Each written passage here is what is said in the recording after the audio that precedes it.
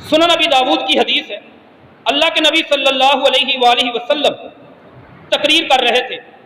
एक आदमी ने उठकर सवाल कर दिया, अल्लाह के नबी सल्लल्लाहु अलैहि वसल्लम, कौन कौन से नक्स, कौन कौन सी कमजोरियां हैं, ऐब हैं, अयूब हैं जो किसी जानवर में हो तो उसकी कुर्बानी नहीं हो सकती। आपने फौरन अपना हाथ बुलंद किया, 4 उंगलियों का इशारा किया, अरबात फरमाया 4 हैं, ला तयूदु, उनकी कुर्बानी करना जायज नहीं।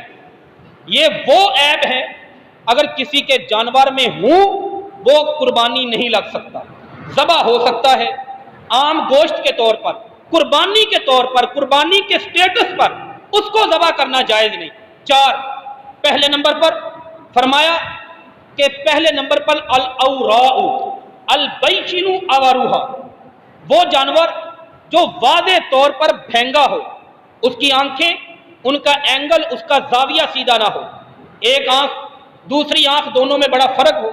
हमारे यहाँ इस पर काने का लफ्ज बोला जाता है, नंबर 1। नंबर 2, वादे तौर पर देखने वाले को पता चले कि इस जानवर की आंखों में खराबी है। दूसरी चीज जिसकी मौजूदगी में जानवर को कुर्बानी नहीं किया जा सकता, नबी अकरम सल्लल्लाहु अलैहि वसल्लम ने फरमाया अल अरजाउ अल बैशिनु अराजुहा, वादे तौर पर जानवर लंगड़ा हो, वादे तौर पर का मतलब चले जानवर, लोगों को नजर आए कि वो लंगड़ा रहा है, ऐसे जानवर की कुर्बानी करना दुरुस्त नहीं।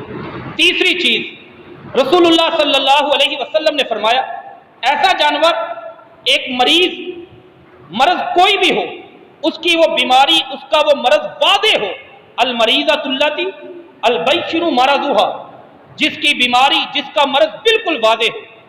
चौथी चीज इतना कमजोर जानवर, वल अजफाउ, इतना कमजोर जानवर जिसकी हड्डियों में गोदा ना हो, खड़ा ना हुआ जाए, इतना कमजोर हो, यह जानवर भी कुर्बानी करना दुरुस्त नहीं, जायज नहीं। सुनन नबी दाऊद में यह हदीस 2800 नंबर। इससे आगे एक और हदीस में रसूलुल्लाह सल्लल्लाहु अलैहि वसल्लम ने एक और ऐब बयान फरमाया।